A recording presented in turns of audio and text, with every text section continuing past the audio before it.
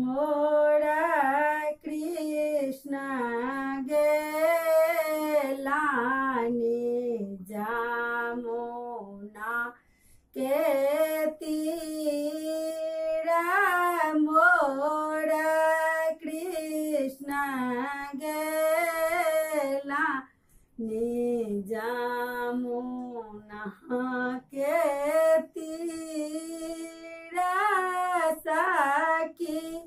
सबके ले लानी चेरा के चीना सखी सबके ले लानी चेरा के चीना चलो सखी चलो सखे जसोदा के आंगन चलो सखी चलो सखे जसोदा के आंगन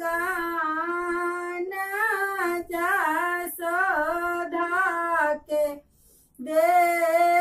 देवानी हामा ऊपरा जसोदा के देवानी हामा ऊपरा कपुत्र कृष्ण कैला अपराधा कपुत्र कृष्ण कैला अपराधा मोरा चीरा कृष्ण का दामा लाटकला मोरा चीरा कृष्ण का दामा लाटकला आना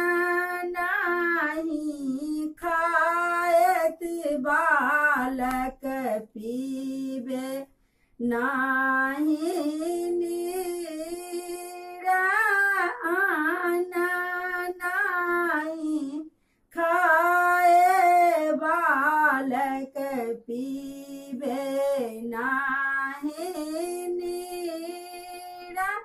कैसे गेला कृष्ण जामुना के तीरा कैसे गेला कृष्ण जामुना के तीरा मोर बालक घर में सुतल आई मोर बालक घर में सुतल आई कैसे चीर कृष्ण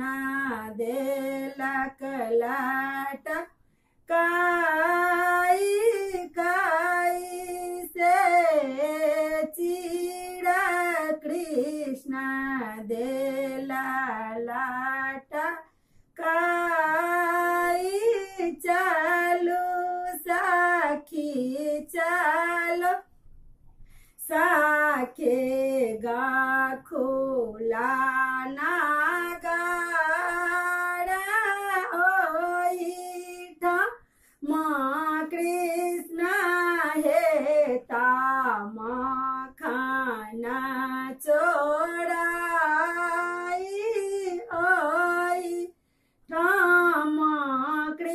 कृष्ण हे ताम खाना